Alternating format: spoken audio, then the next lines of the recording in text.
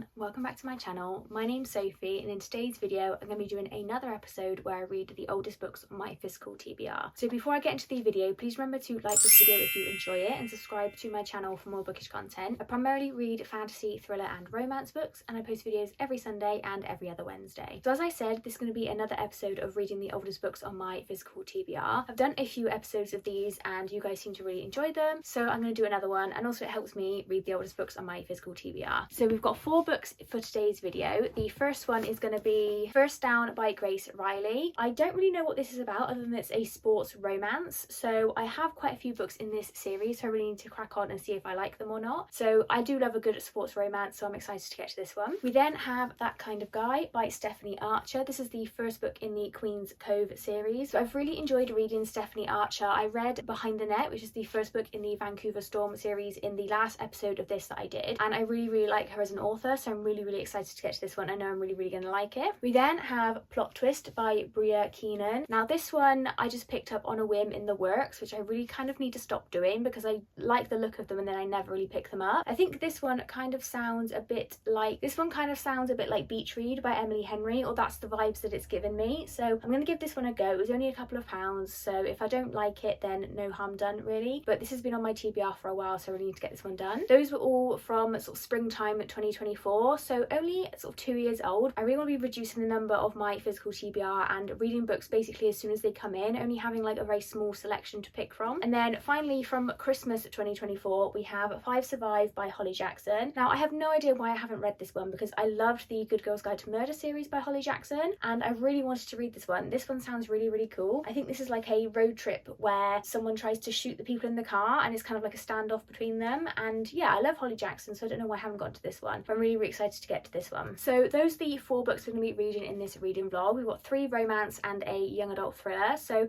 let's get reading. I have now read the first book for this reading vlog, which is 5 Survive by Holly Jackson. So this one follows 6 friends who rent an RV to go on spring break. It's set in America and they rent an RV rather than flying because our main character Red, she described as quite poor. So her mother was shot in the line of duty. She was a police captain a few years ago, and ever since then her and her dad have really struggled, especially her dad. He seems to be quite lost in his grief, and Red kind of has to like fend for herself. She doesn't really have too much money. She has a best friend called Maddie who's also on this trip with Maddie's brother Oliver and his girlfriend Raina. So Maddie and Oliver come from a very privileged family. Their mother is the assistant district attorney or something like that. Then there's a few other people. So there's a guy called Arthur who they're friends with from school, who's only recently joined the friendship group, and then a guy called Simon who they've been friends with for years. So those are the 6 characters in the RV, and the RV, they lose signal and end up going the wrong way, and then they end up down a country road and then someone starts shooting at them and they don't realise it's a sniper at first, and then obviously they soon realise they have communication with the sniper, and essentially the sniper says that one of you has a secret and none of you are leaving until you tell me the secret. So it's the 6 friends trying to work out a way to escape this situation. They all sort of like start to turn on each other, as you know, people have secrets and they don't know if it's the secret the sniper's after. You don't know who to trust because you don't know if one of them's involved or who's got the secret and what is the secret that's worth killing for. So this one I gave a 3-star rating. I did like Holly Jackson's writing. As usual, it's very engaging, very fast paced, and it didn't take me too long to read this book. I just really struggled to connect to the characters and really care about them. So we follow Red's perspective for most of this story, or all of this story I think. I just didn't really care about any of the other characters, and for me I thought that the crumbs or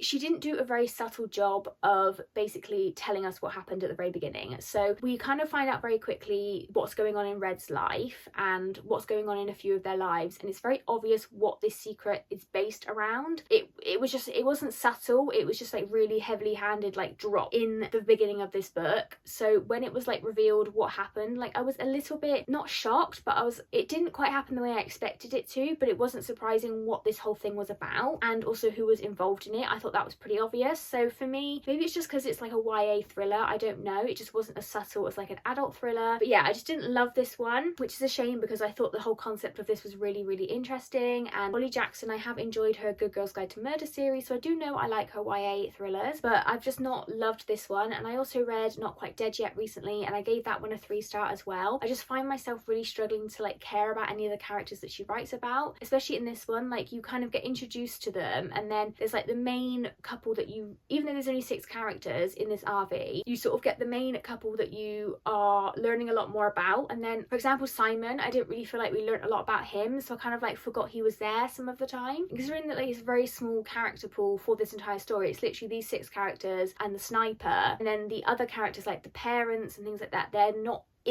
like present in the story because they're not in the situation. So it just felt a bit like, I don't know, I will say it was well written, but I just think that the characters weren't really well developed, or like only certain characters were, and that kind of made it obvious who was involved in this. So I gave this one a 3-star rating. I did like it, I just didn't love it, so 3 stars is still a good rating. I would recommend it if you like YA thrillers, and maybe I've just read too many like adult thrillers now that I can see a lot of this kind of stuff coming, and the hints that were dropped were not subtle at all. They were very heavy-handed. But I did like the concept of this, like, you know, stuck in the middle of the country at night with no cell signal and things like that. That was really interesting, really cool setting. I've not read anything quite like this before, so that was quite unique. But yeah, I just didn't really love this one, didn't really care for the characters, and I could see where this was going, so none of it was really that surprising to me. So 3 stars for this one. I'm glad I have finally read it. I have now only got one Holly Jackson book left to read, and I'm completely done with her backlist, so that's an achievement in itself. So yeah, I'm glad I read this one. I did like it, just didn't love it, so a 3 star for this one I think is a fair rating. So I have now read the next book for this reading vlog, which is First Down by Reilly. This is the first book in the Beyond the Play series, and in this one we follow James and Bex. So James is a NFL player, and he's recently transferred to this college to finish out his year and hopefully make it to the playoffs, I don't know, of some sort of future in the NFL. And Bex is an aspiring photographer, and they come from 2 very different backgrounds. So James's father was an NFL player as well, and his family are very rich, and Bex comes from a family who her mum owns a diner, and Bex helps run it because her mother is suffering. She's not doing very well at the moment, and it's just her and her mum. Her dad left them when Bex was younger, and her mum kind of never really got over this, and Bex is kind of juggling schoolwork, she's juggling working at the diner, she also has a part-time job in a coffee shop, and her love of photography. So they end up having to retake the same English writing class or something, and James wants her to tutor him because he's really struggling and she seems to be acing this class. She agrees on the condition that he pretends to fake date her because her ex-boyfriend Daryl won't leave her alone, he won't move on and keeps trying to get back with her. He's like harassing her and stuff, so he is on James's football team, so they decide to fake date and do this tutoring thing. Now, I gave this one a 3-star rating. I did like this one, I just didn't really find myself too attached to any of the characters. Also, I think that a lot of the main plot point of this, where Bex is helping James with the tutoring, was literally just a device to get them together. It was completely dropped after that. We see them in this class like once or twice, they do one tutoring session, and then that's literally it. They jump straight into a sort of friends with benefits kind of situation with each other, and then that very quickly leads into the I love yous being exchanged, and a whole mess kind of comes from that. So James's father is quite not controlling of him, but he doesn't want James to get involved with any girls because of something that happened in his last school and how it affected his football career. And Bex is reluctant to get involved with anyone because, especially with James, because James is probably going to be moving away soon, and Bex is kind of tied to this town because of the diner and her mum. Bex especially has quite a bit going on in her life and really needs some help and support. Yeah, it just kind of, the whole plot device of getting them together was just immediately dropped, and then it was just kind of repetitive sex scenes, and I just didn't love this. I'm gonna give this one a 3-star rating. I did like it, and I do think maybe this series has a chance to get a bit better. I know that the next few books are a little bit thicker, and I think that's kind of what's needed. We didn't really get too much development of either character or even the relationship really. We kind of jumped right into it, and that's what I had the issue with. There wasn't really a lot of build up. It was just very quickly, like, they do this one tutoring session, they decide to do like a friends with benefits kind of thing, and then literally, like, you know, 50 pages later they're exchanging I love you. So it was just very fast moving for me, and I do like them together. I think near the end, like, I did like reading their relationship. It just was very quick for me, and that was my issue with this. And like I said, the whole plot device to get them together was very quickly dropped, and yeah, I just didn't love this one. So 3 stars I think for this one. I did enjoy the like sports side of this because obviously it follows American football rather than like hockey, which I usually read. I think this series is going to follow like different sports as well, which I'm quite looking forward to. And I think it follows like James and his siblings, so we follow each of the siblings and their love stories, which I'm quite interested in because I think they have quite an awesome family dynamic, and I'm interested to see who ends up with who kind of thing. I did really like Bex as a character. I think that she was going through a lot and she was really struggling. She really needed someone to just help her, really. And what I don't understand is like she has an aunt and an uncle who just make an appearance at the very end, and like, where are you this entire time? Like, I don't know,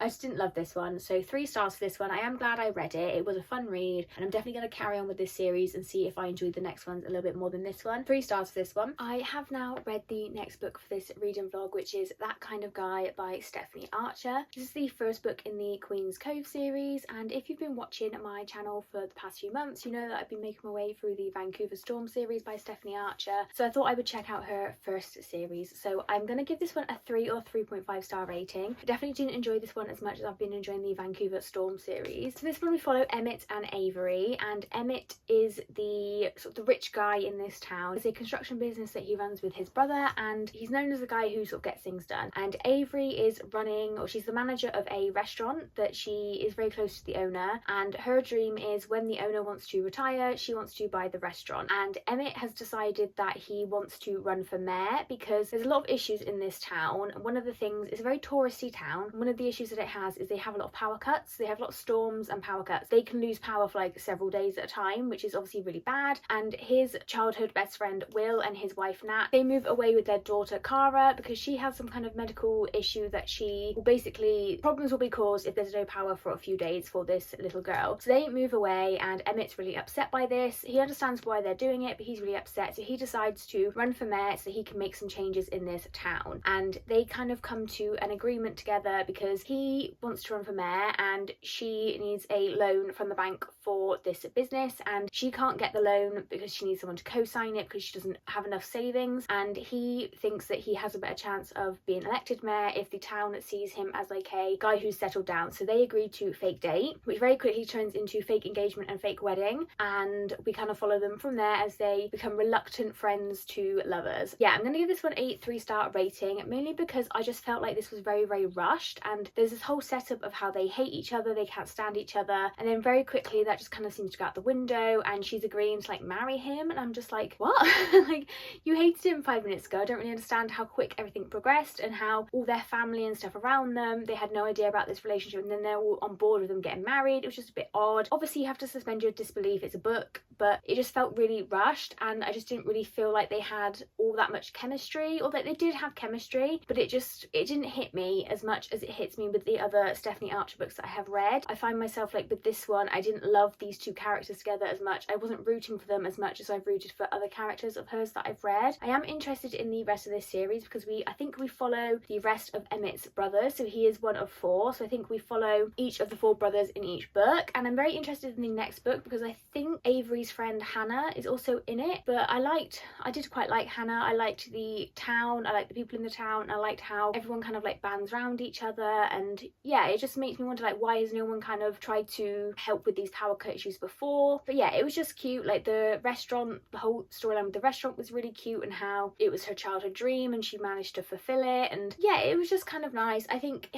it was just nice. It was a 3.5. It was nice. I had a good time with it. It was super quick to read because it was actually only like 291 pages, I think. It's only 291 pages, so it was super quick to read. It was really engaging. I just didn't find myself loving it as much as other Stephanie Archer books, so therefore I can't rate it as highly as those ones. But I am glad that I've started this one. I think this series would be really good to read over the summer as well, because I think it's set in like a Queen's Cove is supposed to be like a touristy kind of town, so I think that'll be great for like the summertime. So as we are heading into that now, it would be a great time to read this. So I am excited to read the next books in this series, and they are quick and short anyway, so they won't take me too long to read. But yeah, really glad I got to this one, and you can definitely tell it's her debut novel, but I think she has definitely come a long way from this novel, so I'm interested to see where the rest of the series goes and if it is like better than this one. I think not that this was bad, it was just a 3.5 star for me, so not the best romance I've ever read, but certainly cute. I just really love this cover as well, actually. So yeah, 3.5 stars for this one. I have now read the last book for this reading vlog, which is Plot Twist by Breea Keenan, and I'm going to give this one a 3-star rating, I think. So in this one we follow our 2 characters, Becca and Reilly. At the very beginning of the book, Becca is going for a smear test, and this is like links back to something that happens later on in the book, and she's talking to her friend Reilly. They met on a writers forum when when a woman, so people post their work and you offer critique, and this one woman posted her work and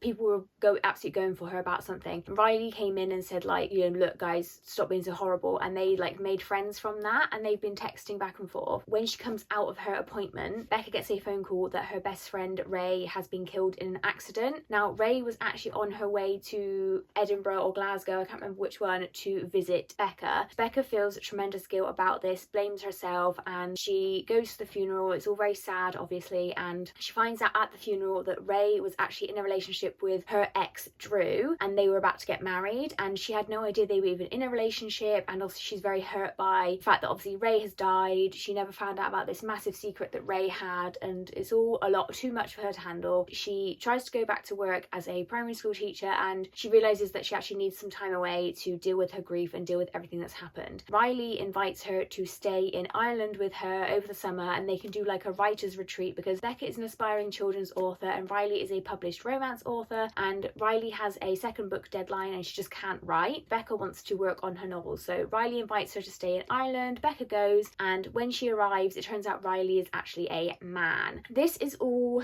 hinging on the fact that Becca made assumptions and never read a link to Reilly's author website that Reilly sent her, because there's literally a picture of Reilly on the website. So it's all a bit, you kind of have to suspend your disbelief a little bit, and the book goes on and they spend time with each other. They do writing sprints, they spend time on the town. Becca meets Reilly's family, and yeah, we kind of go from there. So I really did like the setting of this one. I liked that it was set in the UK and you had the Scottish part of it and the Irish part of it. That was really cool to read about. I did find our characters very interesting, but I felt like they were really underdeveloped, and a lot of a part of their friendship and their relationship was kind of based on the fact that it already existed in a way. So their friendship you only really briefly see in text messages, like I said, before her doctor's appointment. It's implied that they are really good friends, but if you're really good friends with someone, surely you'd have like FaceTimed or something and you'd have known. So the whole thing is a little bit suspend your disbelief, which is why I kind of gave it 3-star, because I just feel like I couldn't really connect to the characters. I didn't really root for them. I kind of felt the whole thing was a little bit unbelievable, and I really wanted to explore more of the grief that Becca felt for Ray. I feel like it was touched upon at certain points and then kind of dropped as and when it suited the plot. I did like Reilly's character and his family, but again I feel like there was just a lot of miscommunication in here. So Reilly has a daughter from a previous relationship and he really won't open up about what happened, and he wants to develop things with Becca, and I think that you kind of have to be honest about what's going on. So when his ex makes a reappearance and there's a whole thing with like the kid, he is very like, Becca pulls away because obviously the ex has been a lot more talkative about the relationship than Reilly, so she believes things that Jackie says and it turns out not to be true, and it's very much like lack of communication is the cause of like all of their problems. Not that they really have problems, like if he just communicated about Jackie, you know, them being apart would never have been a thing. And like there was like a third act breakup and then there's like a fourth act breakup, and it was just a bit silly, and there was like a whole thing about the grand gesture, and it just felt a bit meh. It was just like, okay, this wasn't really anything special in my opinion, and I just felt like it wasn't the best. It wasn't bad, I didn't love the characters, I didn't root for them. I'm struggling to give it more than like a 3-star. And I also think another thing that made me laugh was Becca says she's like very well rounded and she loves reading romance novels, and they're talking about like romance tropes and she has no idea about any of them. So talking about like the one bed thing and enemies to lovers and things like that, and she's like, oh my god, I had no idea any of this was even a thing. And it's like, but you say you read romance books, every romance book has a trope, like what do you mean you don't know any of these exist? It was just a bit like, she was just a bit ditzy really. So yeah, I didn't love the characters. I liked them, and that's the kind of the problem with this book, was just like, it was okay. I liked it. There wasn't anything majorly wrong with it, and there wasn't anything majorly fantastic about it, and that's like the issue with it really. So I feel like I don't really have too much to say about it. Characters fell a bit flat, there was just so much miscommunication, just kind of for quite a short romance book as well. I feel like it just went on a little bit too long, like with the third act breakup and then the fourth act breakup, and it's just a bit silly really. So this was fun. I think if you're wanting something, it says here like if you're a fan of Emily Henry, I wouldn't really say that, other than it doesn't just follow a romance. Obviously you've got the discussions of grief and things like that, but they weren't very well developed in my opinion. So 3 stars this one. I'm glad I read it. It was only like a couple of pounds in the works anyway when I bought it, so no harm done really that I didn't love it. But yeah, I really do love the cover though. That's the annoying thing. It's like I kind of want to keep it just for the colour. But yeah, 3 stars for this one. So glad I read it, but I can see why I wasn't being drawn to it, because I just don't think, I think I get swept up sometimes in the works. I see the pretty covers and I buy them because they're like £2, and I need to stop doing that. I'm really only buy books that I've read the synopsis on and have read reviews on, that I think I'm going to enjoy, and I know now looking back on it I wouldn't enjoy this one. I don't know why I ever picked it up, but yeah, 3 stars for this one. Glad it's off the TBR at least. So that is going to be it for this reading vlog, where I've read some of the oldest books on my TBR once again. Please comment down below if you've read any of these books. I'd love to hear your guys' opinions on them. Please remember to like this video if you enjoyed it, and subscribe to my channel for more British content. I do these reading vlogs quite often on my channel, so do stick around if you enjoy them. So that's going to be it for this video, guys, and I'll see you in the next one. Bye!